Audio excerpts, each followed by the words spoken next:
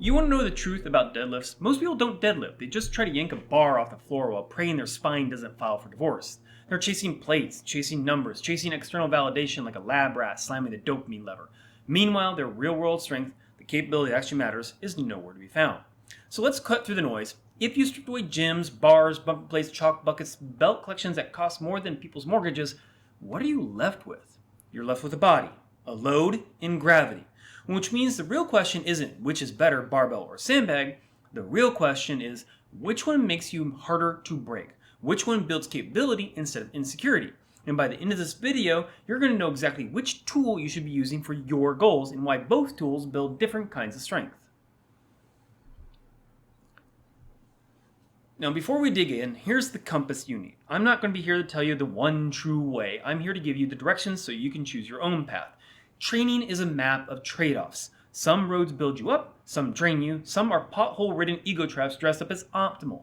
Forge Grit exists to hand you the what, the why, and the consequences, so you can coach yourself toward the kind of strength and capability you actually want. Your path, your choice, your responsibility. And when you understand the difference between these two lifts, your entire strength training philosophy might shift. Now, let's start with something nobody ever really talks about. The barbell deadlift and the sandbag deadlift are not the same movement at all. They're not interchangeable. They're not variations. They are different physiological stimuli, different force curves, different neural demands, different tissues, different adaptations.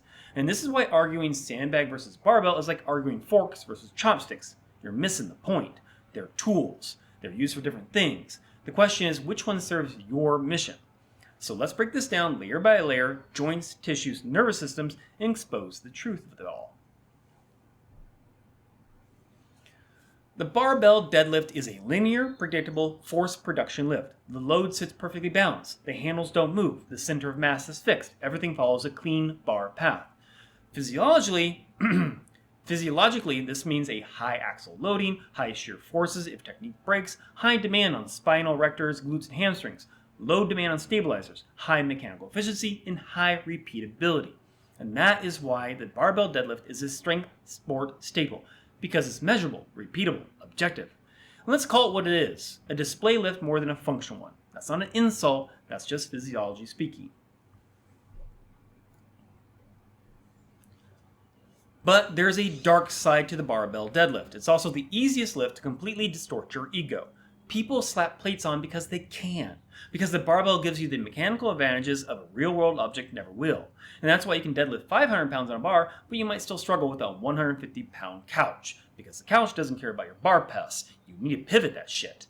Now let's talk about the sandbag though, the tool that exposes all your other weaknesses almost instantly.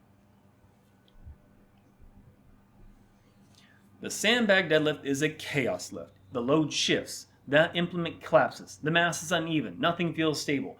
Physiologically, that means a high frontal plane demand, high demand on your stabilizers, high grip demand, lower mechanical efficiency, higher overall systematic fatigue, and higher variability rep to rep. This is not a lift built to look cool. This is a lift built to prepare your body for reality, for awkward loads, unstable objects, misaligned positions, unexplained shifts. And here's where the truth sandbag deadlifts reveal brutally fast. If your stabilizers suck, your strength sucks. Period.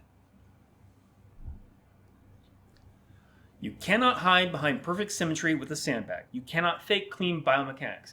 Your weaknesses show up the first rep like they've been waiting their whole lives to embarrass you. So when should you choose one over the other? And this is where the compass I mentioned comes in.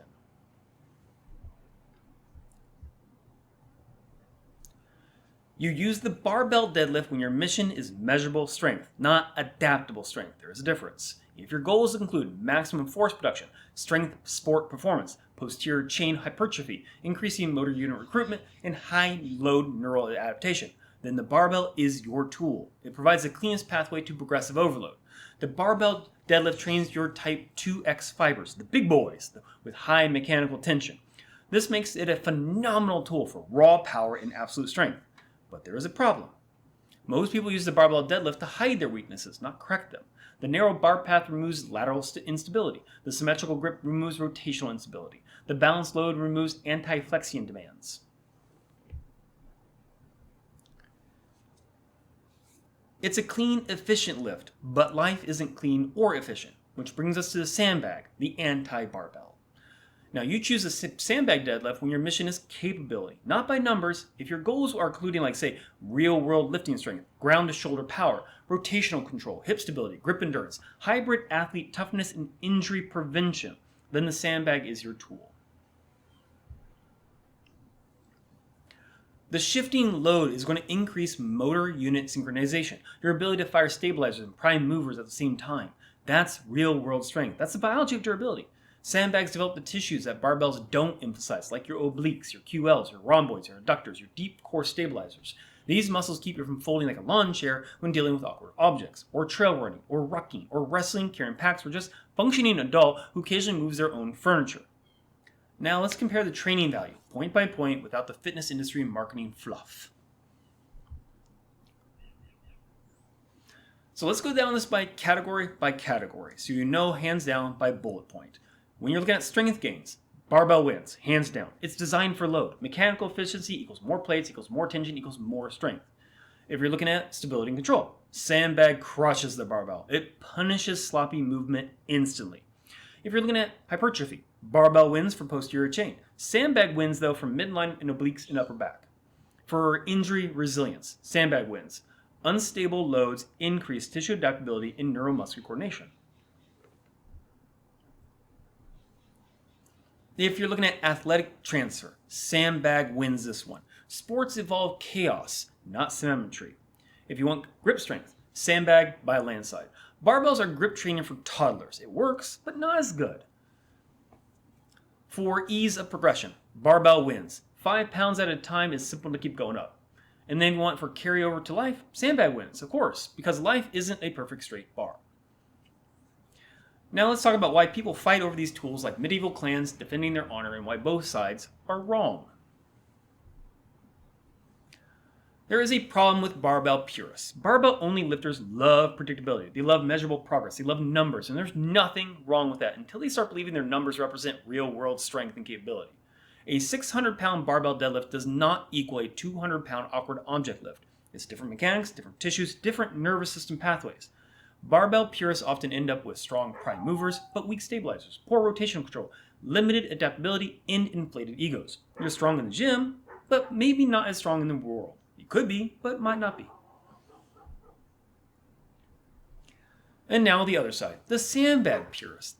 And there's a problem here too. Sandbag-only lifters love chaos. I'm a person that loves chaos. I love sandbag. Doesn't mean I'm always right. I love grit. I love the feeling of fighting low. But there's a truth that sometimes we don't always want to hear. You cannot chase maximal strength with sandbags. The load is too inefficient. The force curve is too unpredictable. Sandbag-only lifters often end with great stability, great durability, great real-world strength, but mediocre maximal force production. They're capable everywhere, but they leave strength on the table. So if both sides have blind spot, what's the solution? Well, your training should be dictated by the mission and not dogma. If you want brute force, barbell. If you want life-proof strength, sandbag. If you want to be well-rounded, use both. I use both. Forge Grit isn't here to tell you what's superior. Forge Grit is here to tell you which direction you should be going on the compass leads to. That's the point. Your goals determine the tool, not the other way around. So let's map out exactly how to program these movements depending on your mission. If your goal is max strength, do barbell 2 to 4 times a week and sandbag 1 time a week for stabilization. If your goal is hybrid athlete, barbells 1 to 2 times a week, sandbags 2 to 3 times a week. If your goal is longevity and durability, barbell 1 times a week, sandbag 2 to 4 times a week. If your goal is powerlifting or strongman, the barbell is your primary. Supplement with sandbag for your weak points. If your goal is mountain or trail strength, sandbag is essential. Barbell is helpful but not mandatory.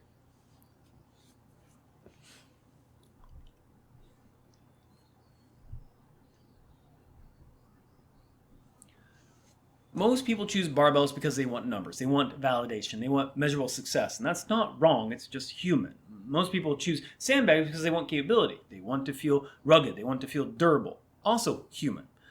But here's the truth you need to swallow. You don't need the tool that makes you feel powerful, you need the tool that makes you capable. Capability is what protects you, capability is what keeps you athletic past 40, capability is what transfers into running, rucking, climbing, carrying, fighting, and living.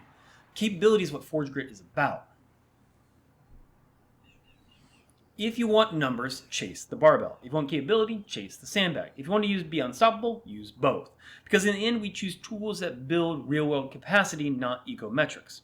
When the weight shifts, when the ground changes, when the environment becomes unpredictable, that's when you find out what kind of strength is you really built. And I want you building the kind that lasts.